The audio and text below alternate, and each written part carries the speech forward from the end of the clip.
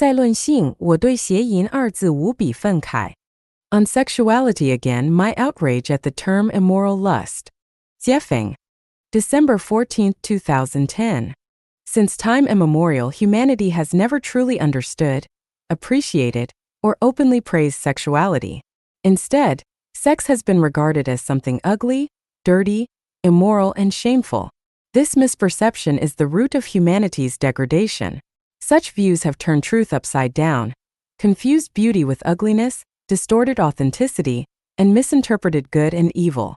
Sex is the most beautiful phenomenon in the universe. No beauty, be it flowers, human beings, or landscapes, can surpass the beauty of sex. No purity, be it of water, humanity, or nature, can rival the purity of sex. Among all things, the noblest, the purest, the most pristine, the most romantic, the most enchanting, and the most valuable is sex. Hence, sex is Buddha. Buddha is sex. To demean or insult sex is to demean or insult Buddha. Human beings are divided into male and female, created to be attracted to one another, to enjoy the wonders of sexuality. This is a gift from the ancestral Buddha, the greatest creator. Consider the harmonious fit, size, and structure of the male and female reproductive organs. Reflect on the physical, mental, and spiritual pleasure and wonder brought by their union, and you will understand the Creator's intentions and benevolence toward humanity. Eyes are for seeing, ears for hearing, and feet for walking. The sexual organs, likewise, are not merely for urination but for experiencing the joy of sexuality. To have eyes but refuse to see, to have ears but refuse to hear, to have feet but refuse to walk, and to neglect the use of one's sexual organs, this is to defy the Creator's intentions, making one a perverse being. All who degrade, vilify, suppress, desecrate, or attack sexuality are going against the natural order. They defy the attributes of nature and ignore the will of the ancestral Buddha, the greatest creator. Such people are demons, monsters, and the offspring of the unnatural. Humankind originates from sex just as we originate from our mothers. To insult, demean, or desecrate sex is akin to insulting and desecrating one's mother. This is the act of an unworthy descendant. For ages, human values have been inverted. Throughout history, those who suppressed, vilified, degraded, and restricted sexuality have been glorified as moral paragons, as if the further one distances oneself from sexuality, the more moral and saintly one becomes. Conversely, those who embrace sexuality are labeled immoral, lowly, and vulgar. This is a grossly distorted value system. To yearn for sex while defiling it, to enjoy sex while vilifying it, how hypocritical, selfish, and cunning such people are. This is the hallmark of those afflicted with spiritual schizophrenia. Sexuality is the most moving, exhilarating, and elevating of all human activities. Sex is simply sex. There is no immoral lust. Just as eating food is simply eating, there is no immoral eating. To label sexual love as immoral lust is to desecrate sexuality. Such terminology is the invention of those with foul minds and jealous hearts, and it reflects the hypocritical and narrow-minded jealousy of such individuals. True God does not suppress or desecrate sex. True Buddhas do not suppress or desecrate sex. True angels do not suppress or desecrate sex. True human beings do not suppress or desecrate sex.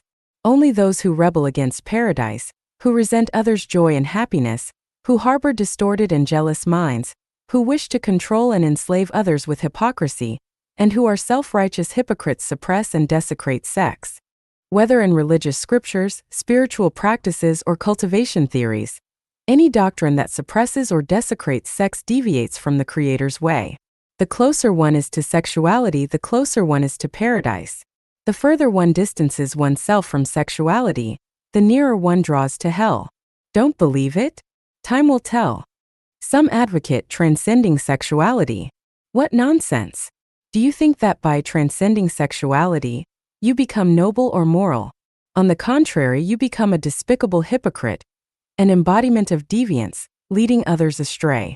As the Buddha said, Buddhas do not recite scriptures, do not adhere to precepts, do not violate precepts, and neither create good nor evil. To seek Buddha, one must see one's true nature. To see one's true nature is to be Buddha. Without seeing one's true nature, reciting scriptures, observing fasts, and following precepts are futile. Chanting the name of Buddha does not make one a Buddha. Reciting scriptures does not make one a Buddha. Chanting mantras, fasting, or observing precepts does not make one a Buddha. And even performing almsgiving does not make one a Buddha. Only those who truly perceive their innate nature and achieve unity with sexuality can attain Buddhahood. Tell me, why do you flee from sexuality? What is your reason?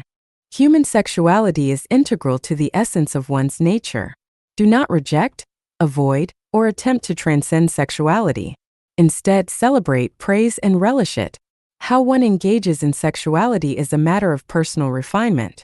If you insist on enjoying fine cuisine in a latrine or dining alongside pigs and dogs, that reflects your personal taste, character, and style, not an issue with the cuisine itself. Where does Buddhism guide people? Toward the pure land of ultimate bliss. Why is it called the pure land of ultimate bliss? How can one achieve ultimate bliss? The answer lies in uniting with sexuality and merging into its infinite essence. Only then can one reach the pure land and experience true bliss. How does one unite with sexuality and merge into its essence? Through 3 steps. The union of male and female forms the taiji. Integration with the heavens leads to formlessness. Union with the Tao leads to holography. I am Deiform Buddha, the messenger of the greatest creator, the embodiment of God, Buddha, and celestial being. From this day forth, regardless of ethnicity, nationality, or religion, anyone seeking the Creator's way must follow my teachings. The path I guide leads to heaven. Those who stray toward hell diverge from my teachings. This article is but one of my writings on sexuality.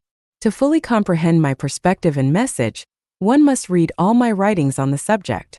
Otherwise, misunderstandings and partial interpretations are inevitable.